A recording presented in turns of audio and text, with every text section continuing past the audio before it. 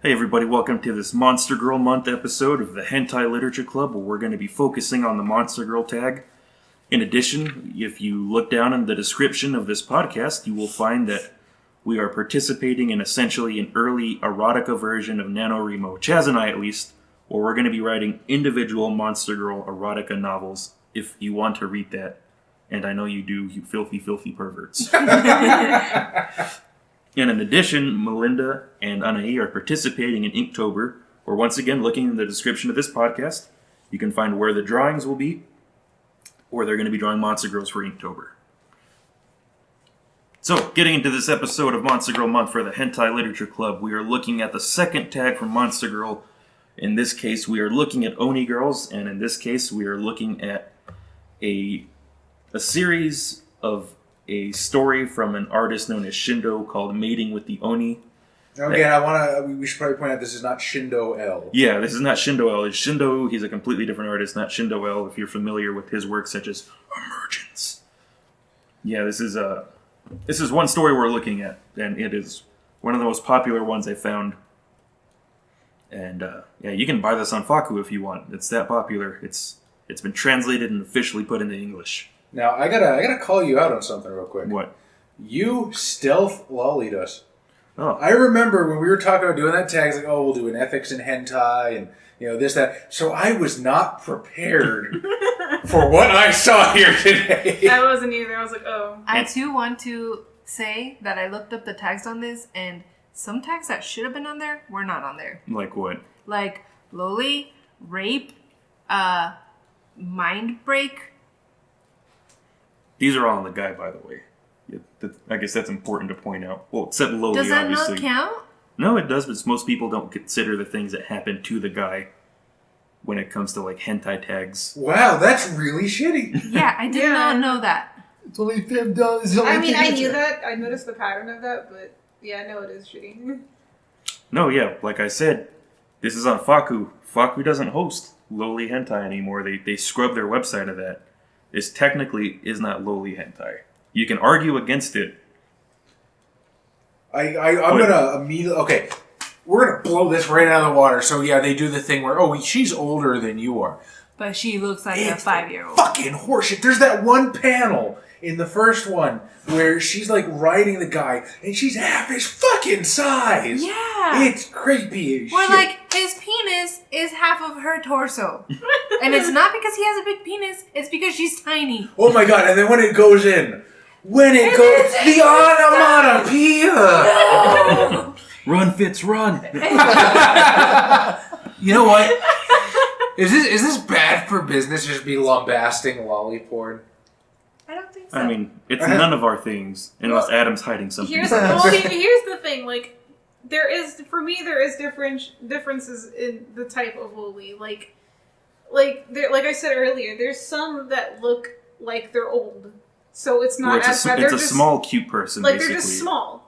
But then there's some like this child that she looks like a child, even though she's like 2,000 years old or something. Because she doesn't even act old. Like, yeah, she doesn't act old. She's like, oh, let mom show you how to do this. Like, what the? She's 5 years old. Instead of like talking to him, she like whispers to her mom's ear, and then the mom goes, "Oh, she really likes you. Do you like her back?" And he says, "Yeah, she's cute. She's nice. She's like my little sister." See, the other thing is like, for me personally, if it's at least like an opie lolly, I can roll with it, because you don't get these unless you hit a certain age, you know what I mean? Yeah. But when they're depicted like that, it's fucking... As an actual child. They drew a child. They did draw a child. So, again, like her face, she looks childish. Her body's childish. It's freaking. But she has hard eyes, though. Let's see it. I don't care if she has hard eyes. Adam. Let's see it. We're getting into it a little bit, but I should point out for this podcast, we have our usual suspects of myself. Holy shit! We forgot to introduce ourselves. Hi, everybody. Yeah, we have the outrage is real. we have our usual suspects of myself, Josh, of the Hentai Literature Club, the Hentai Literature Club president. We have Anaí, we have Chaz, we have Melinda, and once again we have Adam, who was able to make it this time. He is taking Xavier's place of the resident weeaboo expert. Now, just to get out of the way, shall we review their entry of the Holy Sacred Texts? Yes. So, we have Xavier's Monster Girl Encyclopedia, and we have actually Onis in both of them. Excuse me. I think he specifically wanted us to read Aka Oni and Ao Oni from... Aka Oni, I think, is in... Or no. How do you say red in fucking Japanese? Okay. No, it's Okay. okay. I think it's okay. Okay, yeah. So, basically the red ogre in one. The blue ogre is in Encyclopedia 2. Aoni or Ushioni? Ushioni is bull Ow. ogre. Ao Oni is Yeah, blue demon. AOI. Okay. That's Aoi. So in the Monster Girl Encyclopedia, which you have in addition to the one text we're looking at for Oni Girl Hentai, you have the Aka Oni, which is the red Oni, and they have the Ao Oni, which is the blue Oni. And they're both pretty similar that in the world of the Monster Girl Encyclopedia, that Onis are basically large, powerful women who enjoy getting drunk. The difference is that Aka Oni like getting men drunk consensually and then kind of hitting on them, and that the only thing they need in this world is a good dick and some liquor. Whereas the Ao Oni, the blue ones, more like to come on to guys like they're like, oh hey, come on, let's hang out a little bit, and then they get drunk and they become extremely lecherous, and the guy has no two bits about it. He's getting fucked. Yeah, I think Aka Oni seem a little bigger than the blue one. They also seem a little more voluptuous. Also, the Ao Oni has glasses for some reason. I'm not sure why. Well, Megane is one of the tags. Yeah, well, these are interesting. Buy the Monster Girl Encyclopedias. I think they're expensive as balls, though. Like, They're like $40 each, I think. really? I thought Xavier had 30. to fucking shell 30 out. each. Okay, well then fuck me. I don't know. I mean, they're still pretty expensive. Well, for the sacred text, you're getting quite a bargain. Oh my. So yeah, let's do a quick review. What is Monster Girl, and what do you all think people find appealing about it? As I've said, xenophilia. Guys like... But does this apply here to Onis? It does. Now, they're lacking the traditional coloration, right? They're not red, they're not blue. I think they're supposed to be red. Yeah. I think they are, and I think it's Are they supported though? someone. Because Look at them. even the colored, that's her nipple. It's the clothing. No, yeah, but it's like just the they're clothing, yeah. they're Their like a eyes- very light shade of red. Now- So pink. If you look at the way they are, the horns, the pointed ears, they look different enough to where they're clearly not humans. Yeah. Oh, so The incredibly puffy nipples. if you have puffy nipples, you're not human. Anna 2018. No, wait, okay, no, check it out. Okay, so you look at me. I'm dating a Puerto Rican goth chick. I like my girls a little different. What about you guys? Do you guys have that same, I guess, excitement for exotic women? Well, I guess I guess I'm not gonna, Awkward pause. No, you fucking freak. Chad's putting us on the spot. No, go ahead, Adam. well, I guess I I'm do. just Yeah, curious. no. Well, I told most of you guys before that I like something that's like a little bit different. Like I do like Japanese and then the redheads or like natural redheads. Like But they have no souls. I know, but it's fine. my It's God. fine. That's part of the appeal. If you have puffy nipples and red hair, you're a fucking automaton. Anna 2018. It's a joke.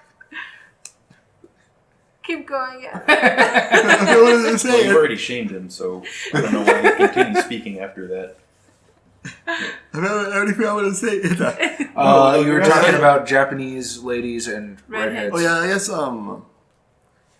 I guess I just like because I guess like they're rare for like to find here in the like, at least for me, it's hard to find them in Texas, in this part of Texas at least. So would you like to make the Little Mermaid a waifu? Yeah, to clarify, we live in West Texas, as far West Texas as it get, and it is like more than 90% Hispanic where we live. Really? I thought it was like 60. No, it's a lot. I think I might not be 90. I think it might be like around 85%. It's pretty Like high. Fort Bliss. I think it's just because we're right at the border. Yeah. Also, when I went to high school, we had I learned fucking Japanese from a native Japanese speaker. No, I see the appeal. I've always No. I'm sorry, I just realized. So in the previous episode, we had Pedro, my friend from high school, who found the Hentai Literature Club basically on his own. I'm wondering, what if my Japanese teacher found it too? He's like, oh, Chaz, finally doing something with that Japanese. Chess-kun. Arigato gozaimasu, Eruma-sensei. You were saying. No, to answer your question about the appeal of the different, no, I understand that. So what do you all think is the appeal of Oni when it comes to Monster Girl?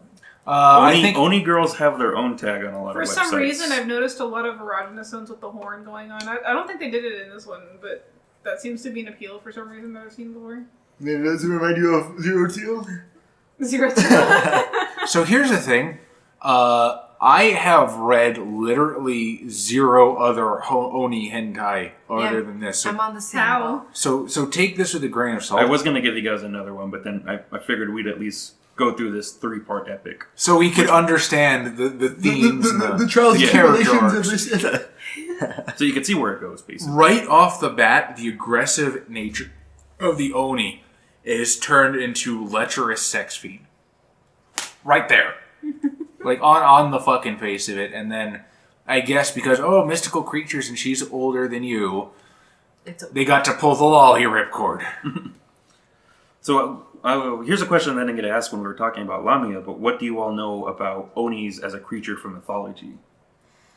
Like, are you familiar with what they are or what they do? I just know I them as actually- either demons or ogres, usually. And then there's that story of Red Ogre, Blue Ogre in Japan, the popular one, where it's like the one Red Ogre wanted to be friends with everybody. Where'd you hear that story? My own story. Multiple sources. And then there was another anime that had Yeah, there's a lot of them. Dragon Ball Z. Yeah, I remember. Is it also up in Clannad as well, or is that just imagining? It might have been Clement? I think I heard it like first in Clannad, but I don't remember if it was like the play, the very beginning, near the beginning yet.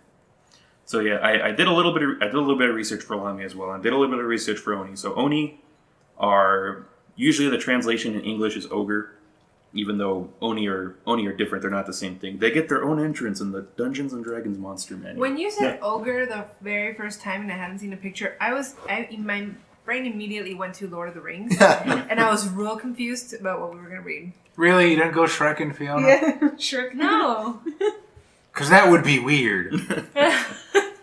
But yeah, in Japanese lore, an Oni is a creature or a yokai created when a wicked human soul dies, goes to the Buddhist hell, and is transformed to serve, I think, King Enma or King Yama. And they serve by torturing the wicked souls that weren't wicked enough to become Oni, I guess. But if a person is wicked enough in life, they will transform into an Oni and basically be a plague upon the living world and to torture the wicked as they're living on Earth. And there's a saying called "strong as an Oni with an iron club," which references the iron club that a lot of Oni carry. And Oni are typically symbolize sometimes like this overwhelming strength. So they're usually bigger than people, they're stronger than people, and they eat people and they punish the wicked. And they stem from being wicked souls. Not Rem, she's tiny. I knew literally none of that before I got here today, so thank you. No. Yeah, what do you think about that transformation from that little bit of lore and myth that I gave you to what you saw here? Well, like I said, so they definitely take the aggressiveness of the Oni and they conflate that into sexual desire, which I we guess... saw with the Lamia as well, right? You think? Yeah. Well, Lamia are already sexual creatures in Greek myth, but that aspect of literally devouring humans and children. Well, what I was going to say They get a little bit is... aggressive, but I feel like the Onis got more aggressive. Yeah. What I was going to say is, in I guess, sex-negative societies, that sort of desire can be seen as wickedness, or rather their lack of shame for it could be seen as a wickedness. So I guess they just took the concept and looked at it a little slightly to the left. What about you, Adam? What do you think about those connections? Or how do you think it's changed from actual myth to... Also, I should also point out that Oni in Japanese yokai lore are almost always men, and I think there's actually a different name for when it's a female ogre demon kind of thing. So, like we were saying in the last episode, that Lamia are always women. in Japanese myth, Oni are always men, except in hentai they're almost always women. Wonder why. That's interesting. What do you think it is about the Oni myth that people would want to turn that into a sexy large woman that they then have sex with? Because who doesn't like sexy large women that can take them? There's tall girls, yeah. There's That's a thing. some people that want to be like overthrown, like over, I guess, Femdom. femdom. Yeah. But yeah, there's a lot There's of people. tall girl, then I guess everything about them would be large, so maybe like opai and stuff. And then femdom. I still maintain what I said about... The fuck was I talking about? I'm still on 2 hours of sleep. We're filming this the same day. Spoiler. Do you want that cup of coffee? Huh? Do you want that cup of coffee? I might have to hit you up for that coffee, but no, I'm gonna power through this. Goddammit.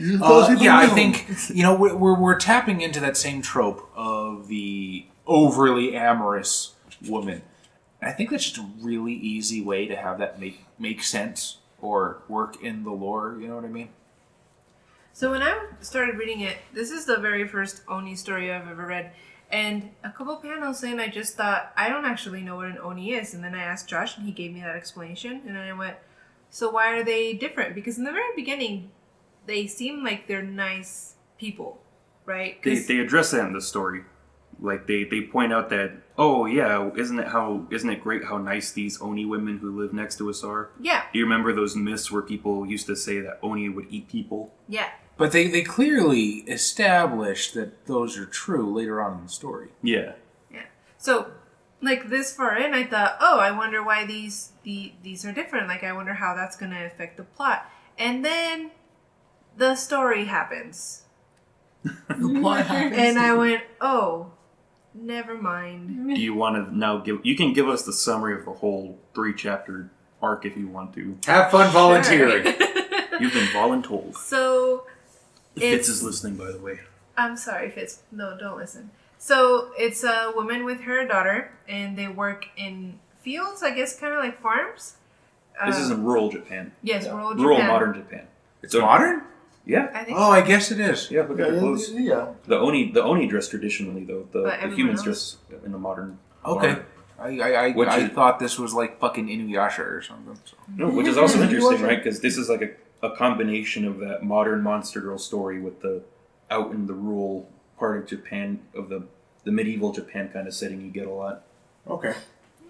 So it's I guess they work in a farm, and the mom basically scares away the boars, so they don't attack people, they don't ruin the farm, whatever. Her daughter is really good friends with an older couple's, I guess, nephew. I think it's her grandson. Oh, sorry, grandson. I confuse those words a lot. I'm sorry.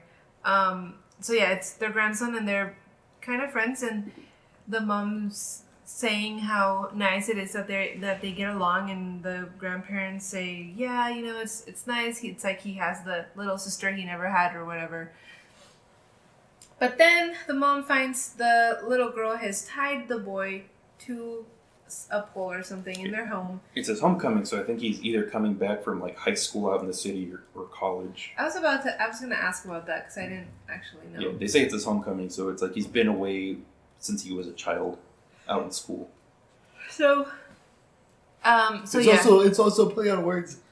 Homecoming. They're a different kind of Spider-Man movie. Oh no. So yeah, she finds him tied up, and the little girl's like, I like him, and I want him to be my husband. And the mom goes with it, and she teaches. She initially assumes she's trying to eat gonna him. eat him, but then the little girl That's- explains. Yeah, that's when you find out that Onis do actually eat people, Because she goes, oh, I told you not to hunt, like, I'll do it so we don't get found out kind of situation. And the boy, all around, does not want to be there, is not having a good time, just wants to get away. But then they rape him, and that's what it is. It's rape. That child rapes this boy, who also looks like a child. Not as much though. Not as much as she does, but he doesn't look... Like, he looks at least like lower, like high school, maybe like freshman or something. You know what? I actually did think that maybe he was like a middle school age. That's what for a I little thought, while. middle school. Until that panel. That's why I'm assuming he's either meant to be a high school graduate or a college graduate, and then it said that the Oni daughter is even older than he is. Even though I know you all don't like that excuse. No. That is the classic. Such a cop-out. That is the classic anime Japanese media excuse. I mean, I guess it's like, since we're talking about writing erotica anyway, it's a poignant thing. How you couldn't depict rape in Amazon Kindle erotica because you had to at least imply that she wants it, even if she says she doesn't. It's a loophole, but I think the reason that one bothers me and the other doesn't, this is a visual fucking medium, and you're drawing a fucking child. I'm not an idiot. Yeah, at least you can imagine things differently. So I know you all don't like that idea of it.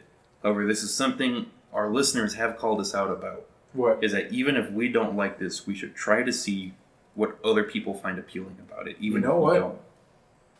You know what? You're absolutely right. The As thing a is- literary critic, I have a duty to the people of this great nation to look deep into the depths of lolly porn and say, nay, I shan't be scared away by your prepubescence, harlot. I will understand my enemy. I couldn't. I came so fucking close. I just find it hard. I know it's hard, but once again, we're trying to think about the monster girl aspect, not necessarily the smallness of the girl. Okay, so it's the girl's first time. They have sex. He becomes her husband. Whatever. Chapter 2.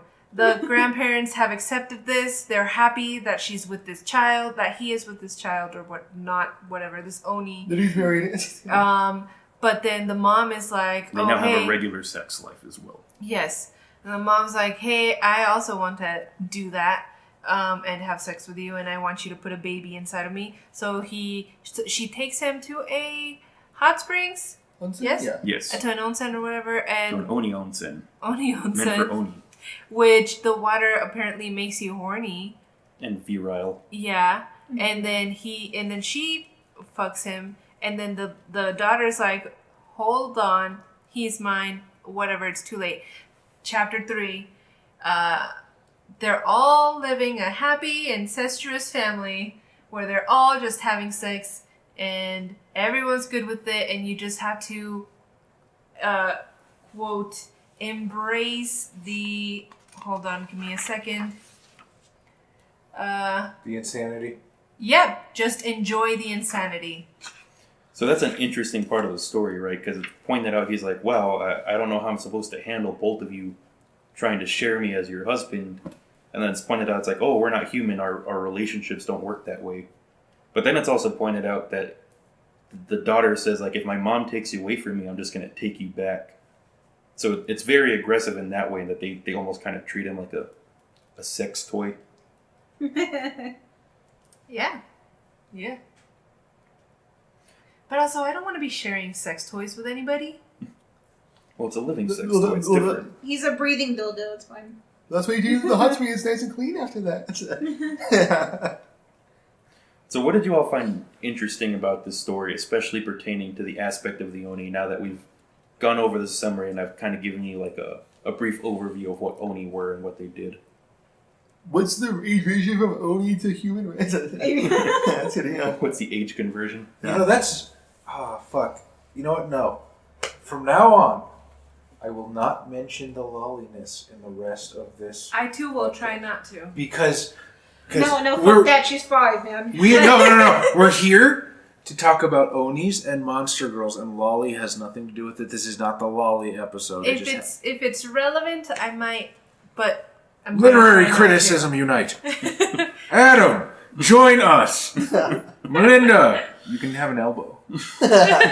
No. So, trying to ignore the lowly part of it, when I was reading it, and you guys, I don't know if this might be really taking a leap, or you might just think it's funny. I thought it reminded me of just kind of like people going somewhere and taking over and, colonization kind of situation. Interesting. Because he says at one point on page 10. Of which chapter? The first one. Page 10 of the first chapter. This is where I first got the thought. And it might... he says right there, you can't just force some Oni custom on me. And that line right there, I was like, well, this is basically so many societies that go somewhere else and maybe spread Christianity, for example. Except it's the opposite. It's almost like the hedonistic or heathen as somebody from a Western Christian perspective would call it. Yeah, but it's just the idea. It's just the idea of somebody goes and says, this is how it works. You're just going to have to accept it and be part of it. Well, there's actually a really interesting correlation there with just the way that the Japanese have been historically. Because one, Christianity literally did do that to the Japanese. And yes. Two, I believe it was during the Edo period. Right, Adam, help me out. Yusuf will correct us if we fuck up our history. You're like a Japanese historian, right? Well, I believe. It's like civilization, yes. Okay. The Edo period was when Japan started rejecting like the Western cultural influences, right?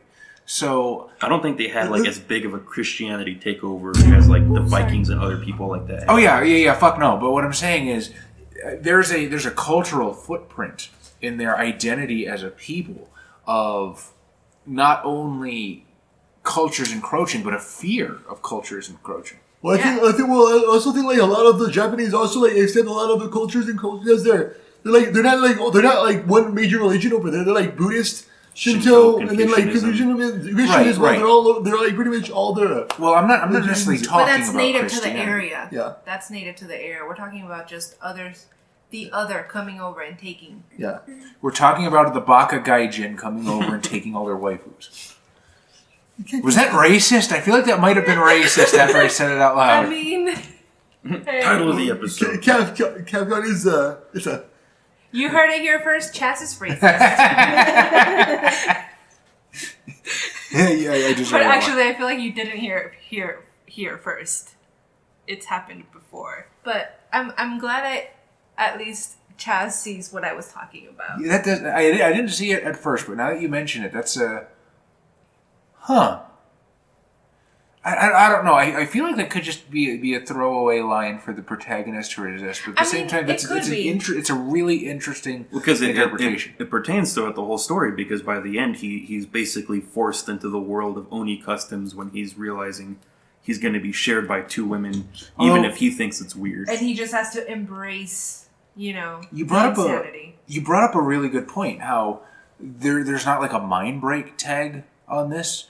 Because, or do you think that maybe because it happens in like off stage between 1 and 2? I think it relates to something Anna heard me laugh about earlier when we were reading this before you all came over, and it's here like on the first like actual. You watch porn without us? How dare you?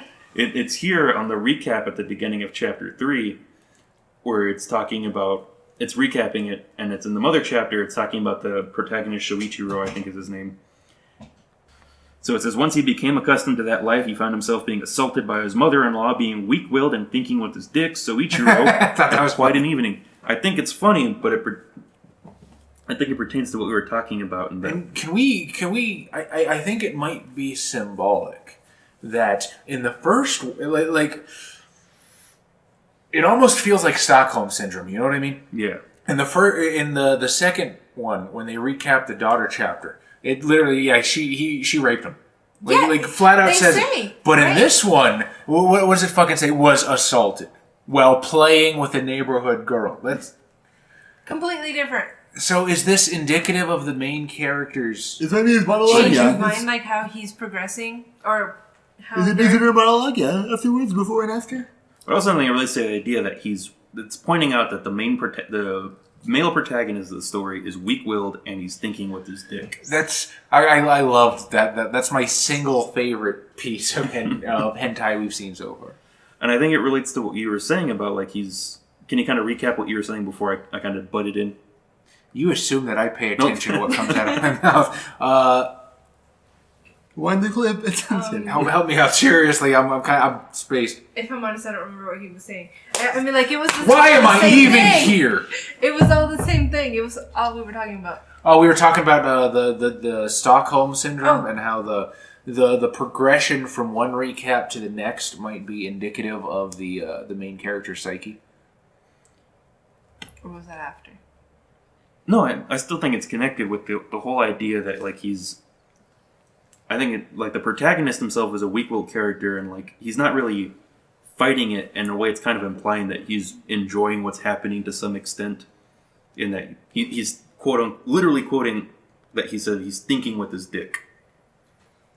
He's using his dick to convince himself that this is okay? Well, I think he's kind of being pressured into a situation he thinks he doesn't want to be in, but he's weak-willed and he's kind of allowing himself to accept it. And he's not thinking with the upper brain, he's thinking with his dick, and that's part of the reason this whole story is going as far as it's going. Okay, fair enough. But also, what do you think that relates to the story and the fact that you have these large, powerful women who overtake him, and you have a character who's weak-willed? Well, like I said... how do you think that plays into the whole concept of Oni and the monster girl tag itself? Well, like I said last time during the Lamia episode, so what should we say? And I'll finish what I said. There's this running thread of like femdom that seems to run through it, and I think that's at least some small part of the fetish, where it's like this girl is more powerful than me. I'm a human. She's some supernatural fucking creature, so she can basically have her way with me. And then like what Josh said earlier about the history of the Oni is they're like meant to like just punish the people, the wicked. I guess what you said, kind of, right? Yeah. So like I guess since he couldn't stop them, he's just continuing like the exposure of the wicked. Like he's just continually getting exposed to the wicked. So he just beginning, I guess, gonna give in to temptation. I guess. Is he giving in to temptation, or is he becoming inured to the wicked that he is being exposed to? Maybe both. Or is he justifying his rape by just living with them and saying it's okay? See, when I bring this shit up, I'm thinking too hard about it. It's a hentai Chaz. It's a convention of the genre Chaz. No, I think in this one it's definitely more salient than it usually is, right? Think so? Yeah, because like the story is almost literally pointing out, it's like, oh yeah, this is kind of rape, isn't it? It's not kind of rape, it is. I mean, again, in the second one, they literally use the word rape. Yeah. In the third one, it's like, okay, Assault. maybe it wasn't so bad. They were just playing.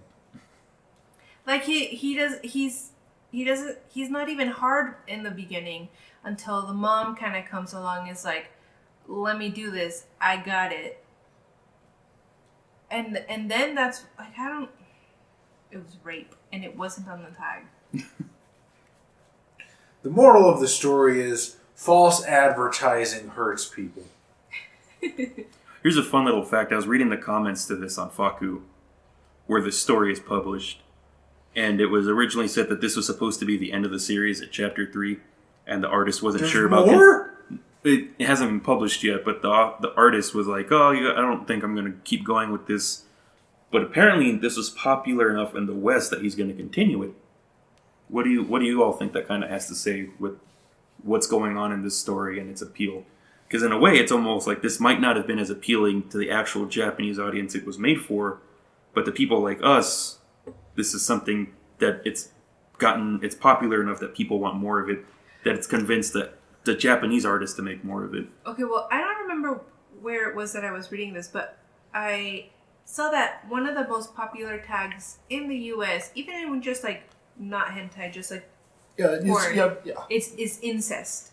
And that's another tag which wasn't there, but like I guess technically they're not having sex with each other, the mom and the daughter. Technically, there's that one scene where she kind of incidentally eats her mother out. Yeah. To get at the dude's cum. That's the only time it's ever technically incestuous, I think. Technically, but it is a really popular tag here, and that might have something to do with why that's so popular. I have a question, Josh. Yeah. In your research of the Oni, did you uncover any kind of significance as to whether like what it means when they have one horn versus two horns? Because I see that a lot. It's just like a cosmetic difference between them. Even in Japanese mythology, it doesn't matter. Sometimes they have one horn, sometimes they have two. Does she use that as a dildo? No, I did not see that. Good idea, though. But in almost every Oni hentai that I read, it was usually the woman who was bigger and dominant than the man and kind of pushing him to the sex one. So it's kind of like a, hey, mine's bigger than yours. I mean, you can definitely read that the horn, especially with one horn, is a phallic image if you want to. Yeah. Because I did It's not like the Japanese are a stranger to that idea when some cities, or I guess some small towns, still have penis festivals. I did think about that, about how her... Give us enough Patreon money and we'll go to one of those penis festivals. I want to go to the penis festival. If we have enough Patreon money, we'll bring you back a shirt. But like, yeah, that's one of the things I thought about, how she takes control and, she's the more experienced one, and her phallic item is very present. So what do you think there's a symbology with the little Oni and her two horns? And how small they are and how inexperienced she is, maybe? I don't know, I didn't take it any more than just that, but I mean, it could be. I mean, I kind of feel like it's meant to reference Patanko, but I promised that I would not steer in that direction anymore. But just the fact that she's inexperienced, so hers are smaller. Well, yeah, I mean, that's a given. I don't know, just... My love, what do you think the aesthetic difference of their horns represents? Or is it just... Aesthetic, yeah. One's a child. No, but like... Well, you know what? Fuck me. I guess I'm just going to stop looking into stuff. I mean, I wouldn't really know. That's the thing. Like, that she isn't experienced. She probably just doesn't know as much as her mom. It's fucking... She needs to be taught. It's fucking Fable. The more load she takes, they just grow out. It just grows, probably. So, what do you all think about that whole kind of forced marriage aspect that develops at the beginning and kind of culminates at the end? About, like, he's literally being taken, and that's not something necessarily associated with Oni. However, like I also said in the Lamia episode, the idea of, like, the yokai wedding, I think, happens with the Yuki-onna, the snow women, and I think Kitsune sometimes will marry human beings, and it's kind of like... Usually it's something they're not aware of, and there's like some kind of lesson with why it happens to them. Now, I'm interested in your take on this, because I noticed in a lot of the text tonight you've looked at it from a sort of like a gendered perspective. Do you think it is narratively impactful that they seem to be forcing an arranged marriage on a guy where historically that would sort of be reversed? It'd be the other way around. Well, yeah, maybe, I guess, I mean, I hadn't thought about this, but now that I am, maybe it's just kind of like, when a woman is forced into sex or just has sex in general and you're immediately thought to be like, okay, well, that should have been the only person you have sex with, so you should marry that person. But it's it doesn't always happen. So maybe this is just kind of like I want him and I want to have sex with him and we should be married, so let's do this. And I'm going nowhere with this. No, that actually, it sparked something else. Another thread that I've seen running through the last two texts, and maybe all of hentai in general. I don't know starting to make the spiderweb connection. I don't know if it's passageways in your brain that you never thought were connected. All porn is connected. Oh, God damn it, Josh. There went the thought. Be gone, thought. No. Trying real hard to resurrect. No. Have you noticed that there's been this running theme of I'm pregnant now, so I'm your wife? Or I'll be your wife if you get me pregnant? That was in the Lamia one. That's here. This one. So you're wondering about the focus on like the breeding aspect of the hentai and why it pops up with Monster Girl. What does it mean? Well, it's like we mentioned earlier that like there might be some sort of like zoophilia connection between monster girls, even though Oni don't have as much of a animalistic connotation. I mean, I personally don't see that. I think if you're into the zoophilia, then you can you can get what you're looking for at a furry a lot better than this. No, I think it's like it's like the connection now between like this human world and this not human world. Especially like we keep saying monster girls, but like I think the usual term in Japanese is yokai. So it's like that connection between like the yokai spirit world and the human world is now it's bridged in a way between like this, I guess like the consecration of marriage to the birth of a child. Interesting. Is it still heavily slanted towards women in the yokai tag, even though it's not like? I almost exclusively see women when it comes to well, obviously it's monster girls for a reason, right? But it's not that there aren't monster men. However, monster boys. They're usually ugly bastards. No, like when it's men who are the monsters, they're monstrous. Like they're like one of the ones I saw pop up a lot was like a Minotaur, and like the Minotaur, it's never like a romantic thing. It's like it goes back to like that Greek myth of like this bestial thing that just kind of overtakes these women usually. And it's not that there aren't monstrous men in hentai. It's like they almost follow a lot more of like the old-fashioned tentacle monster, where it's like this sexual force that kind of overcomes these women, kind of thing. Yeah, they're usually like big giant orcs or something. Is that something that you think is designed to appeal to the gender? Because honestly, to me, when I think of that, and I think if the shoe was on the other foot, and if it was gender reversed, I can't see a dude beating their dick to, you know what I mean? So that's probably why the monster girls are depicted like that, precisely. But then, like, you think of, like, there are women who are into, like, the whole tentacle rape with the idea of impregnation with, like, the eggs being put into them. I mean, everybody's into something. Yeah. There absolutely are people that want to fucking beat their dick to the alien queen. But like, I'm just saying, like, as a whole, do you think the aesthetic appearance of the monsters are to appeal to the gender, or what? I think it's almost like like Xavier likes to bring up that joke of like the furry scale, right? Where monster girls are in the middle, and it's like, oh, like a girl with cat ears at the bottom of the furry scale, while full on practically an animal is at one end, right? I've seen it with monster girls too, where it's like most of them are like this, where it's like an attractive woman with monstrous features. Well, at another end, it is almost unrecognizable, as it's almost like this monster with breasts and a vagina. And I was mentioning it earlier where I found that one popular slime girl hentai where it ends in snuff, but in that one, the slime girls barely look human. Like, they have, like, breast and, like, vagina, like, features at some point. When you say slime girl, I imagine that slime monster from that kids movie with the vampire. Hotel Transylvania. Blobby? Blobby with a bitch and rack. Somebody photoshopped that. No, this is... Yeah, since Sue, you were unfamiliar with Sue. slime girls, this is what slime girls look like in Sue hentai. was a popular. Okay.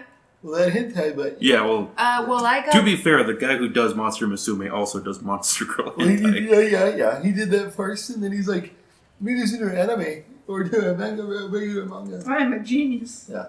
I'm gonna make so much fucking money. And he did. He got popular. I imagine, like, the supremely monstrous women are in the minority with people who want that. And I imagine, like, looking at that kind of stuff would generate a very different conversation than what we're looking at here. But I don't know if it's, like, a gendered appeal, or at least the way I'm trying to interpret it, but...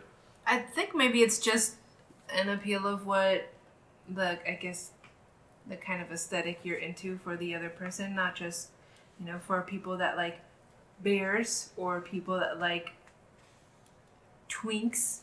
I don't know. I'm still requesting that one of our other weeks be that insect one that you were talking about. I'm seriously requesting it because let's fucking do the rabbit hole, dog.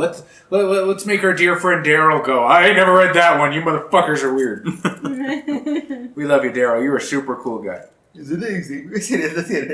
What? He's like, it never really went. Like, I wonder if it'd be like that guy. He's our Daryl. Have you seen like everything? He's like nothing. Yeah.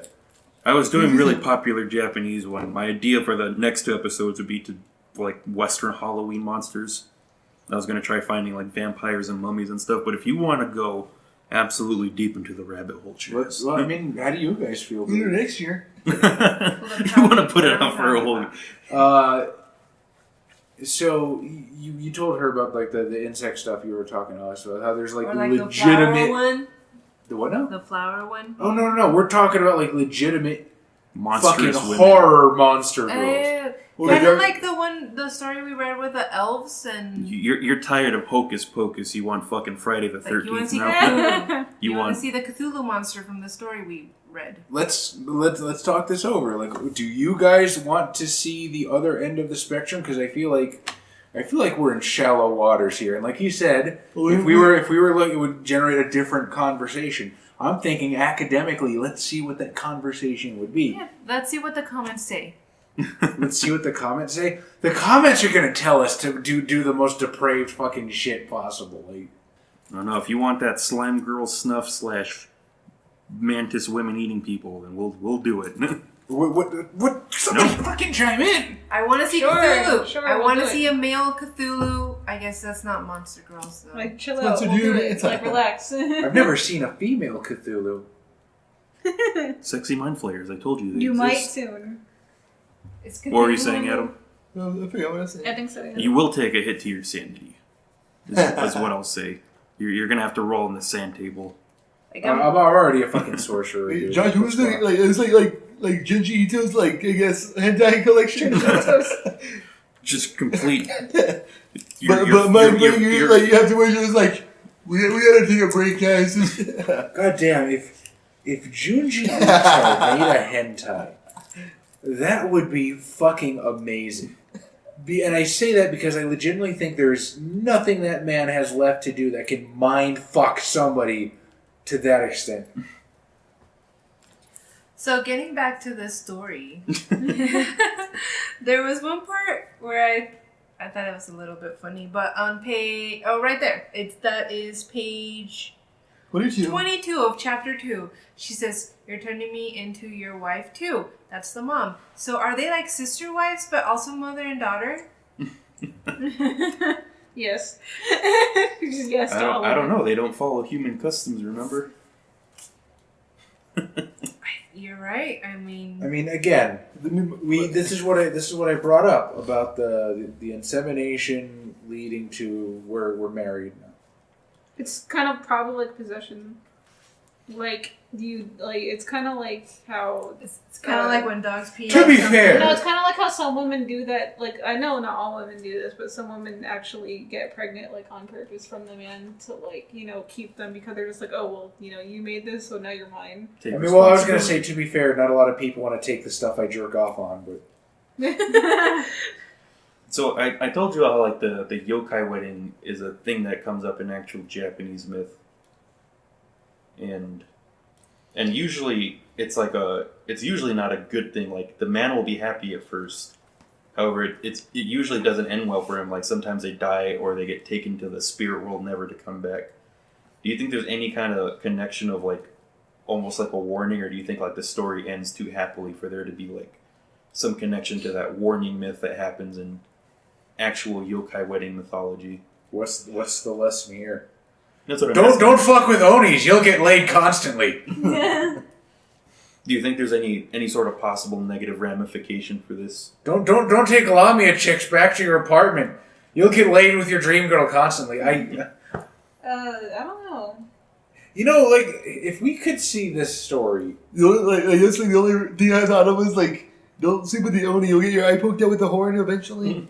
What about the moral of the story is like, you never know what goes on behind closed doors, because these they look like perfectly acceptable, sociable things, and that's good. And then look at then they rape. They rape. Not a moral then. What sort of argument do you think the authors made through these 3 chapters through the story? Because it's originally meant to be a complete story arc. What sort of argument do you see developing between what you saw between like the sort of femdom and this sort of idea of like you're in a different culture and there's different boundaries and norms and stuff like that? Honestly, and maybe I'm just too sleep deprived, I don't fucking see an argument at all. I mean, me either. Are you trying to bait me into saying if you're somewhere with a different culture, you just gotta experience it and see what it's like? Just gotta do it. Just bend over and take it. No, I'm not trying to goad you into saying that. Obviously, I want to know, Adam. What do you think? Honestly, that seemed like the logical conclusion to that question to me too. But I was like, nah, that's fucking dope. It's for all cultures, yeah. It's like you never judge. I guess you can never judge a book by its cover for both chapters, like for both stories. Like there's. You mean stories or like both tags? Both tags. Oni and Lamia. They're like you can never like you. You saw the office worker. She's like nice and like she was all serious, and then she became out to be like super self-conscious about herself. Here's the argument. Ready? You got two women that want to ride your knob at the same time. Shut up and enjoy it. Enjoy the insanity. Yes. No.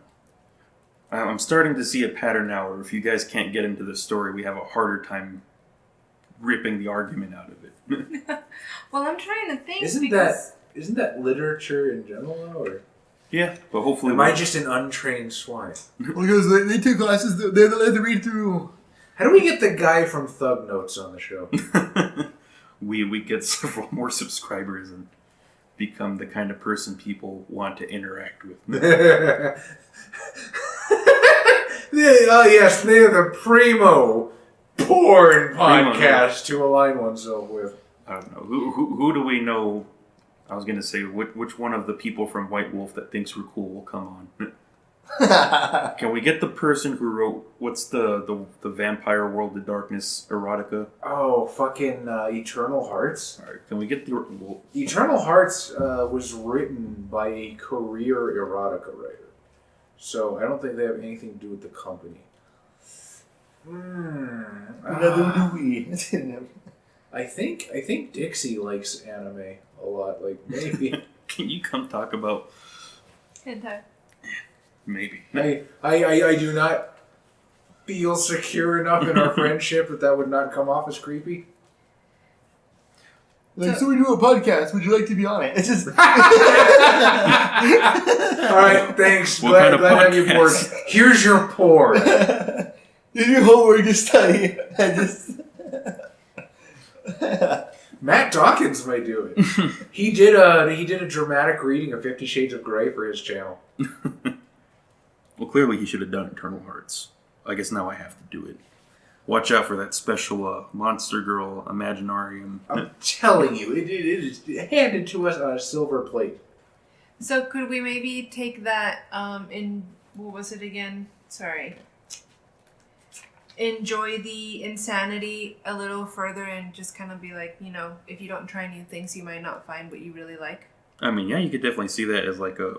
Like I usually ask that question, what can people take from this into their sex lives? That's my answer. I guess there's also a subtext of fate versus desire.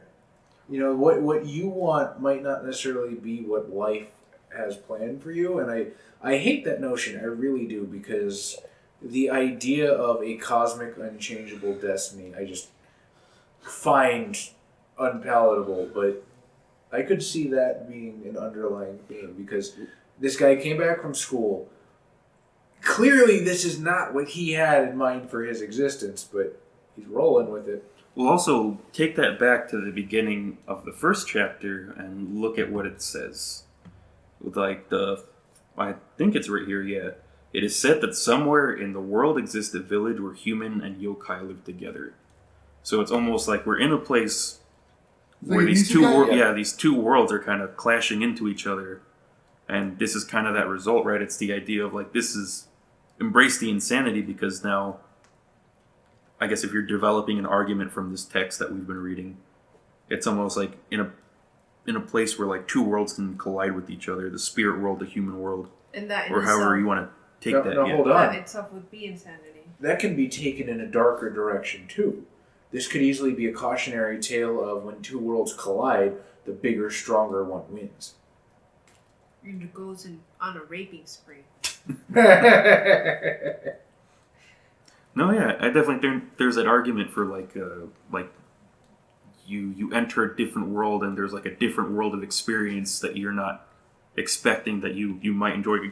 Very clearly, this man, even if he's raped at the beginning, is like, this is kind of fucking awesome, right? Like he enjoys the sexual experiences he's having. See, Josh, we can pull the theme out of it. We just need somebody to open the door first. Strange gateways beckon, to quote the band Tribulation.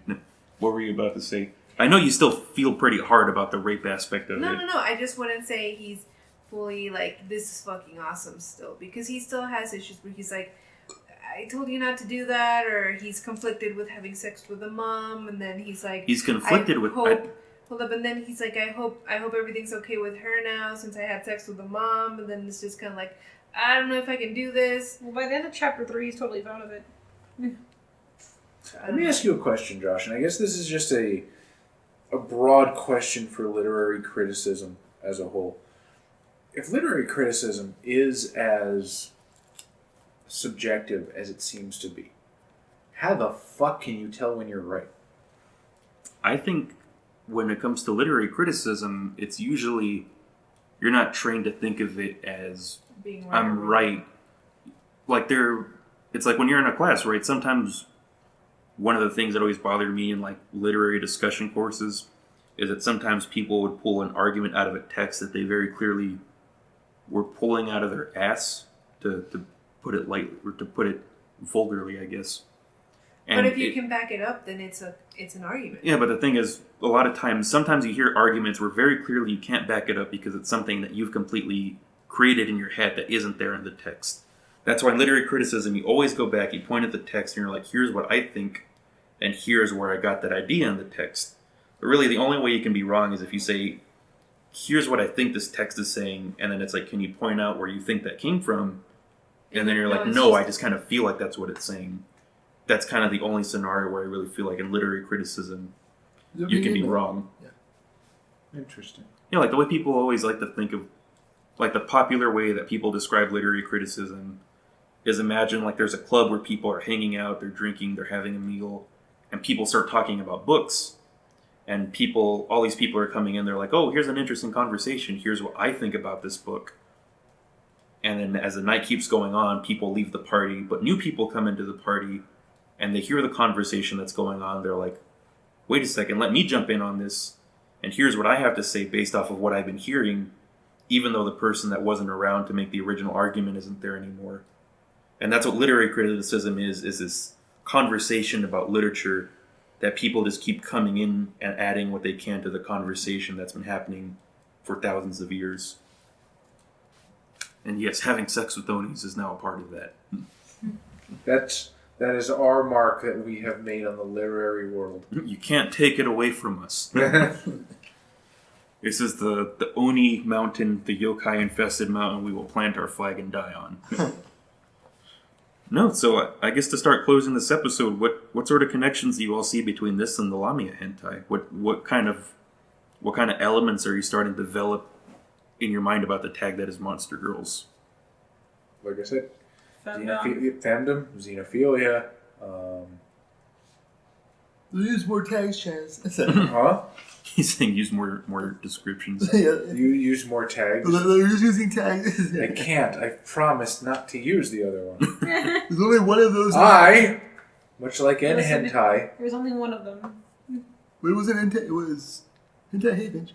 I much like hentai Haven. I guess I just need to make sure I'm prepared to be surprised. For the next one. That's all I can connect is some sort of element of surprise. As much as I like to think I'm enlightened, I can feel myself penetrating the skin a little bit more every time, but I guess there's a little part in the back of my head that's still surprised, like, it's just fucking porn. It's porn with a narrative aspect, though, and that's why I think there's always going to be something to say about it other than this is just something people masturbate to. Absolutely is. This is a fascinating fucking thing. So, yeah. Let's make our own Oni hentai. Die. We have the die, but does anybody want to volunteer aspects? Sure. What aspect should I volunteer? Oh, let's start with the setting. What kind of setting is our Oni hentai going to be? Tentacled spaceship. Let's take it all. You're doing No. spaceships. Let's okay. I got Wild West. Yes. Westerns. Fucking Western. Spaghetti Western.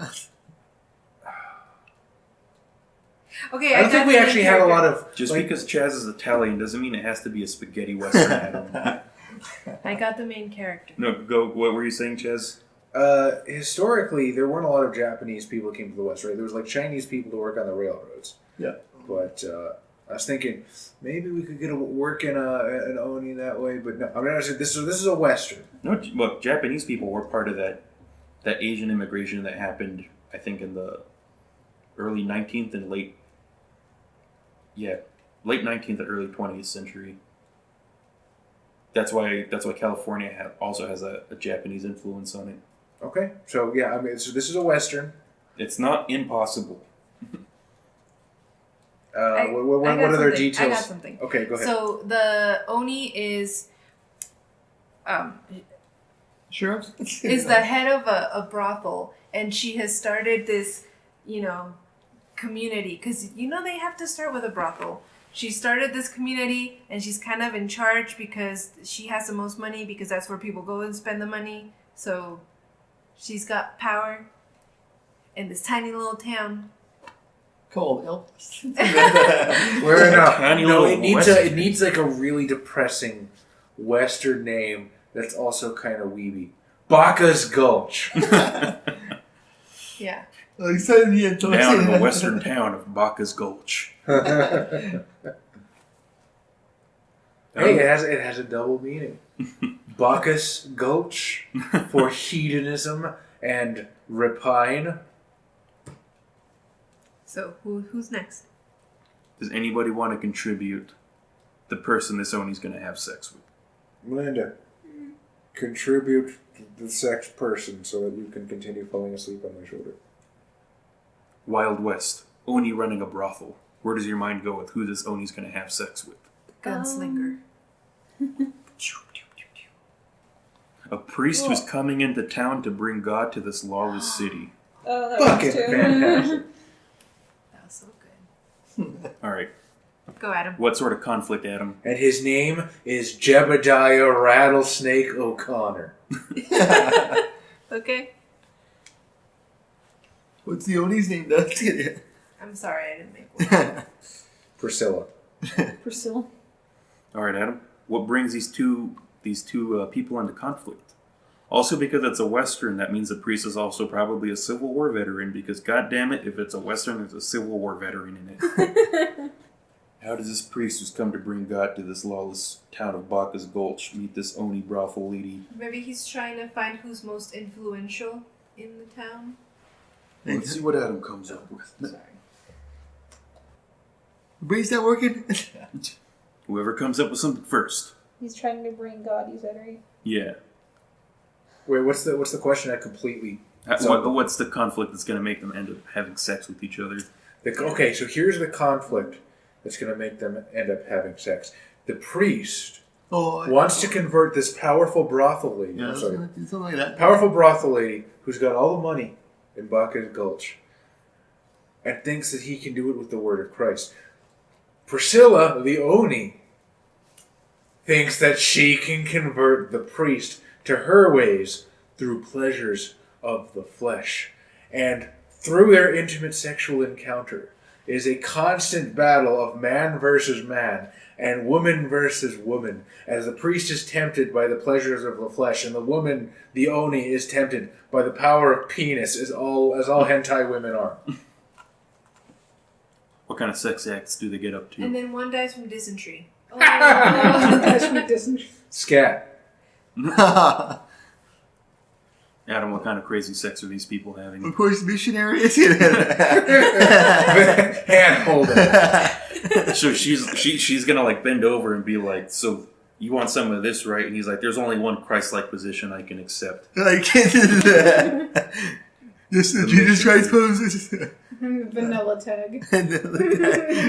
But then she wraps her tail around him, so he I don't like Oni have tails. I mean, her body around him, and picks him up, so he's like the cross.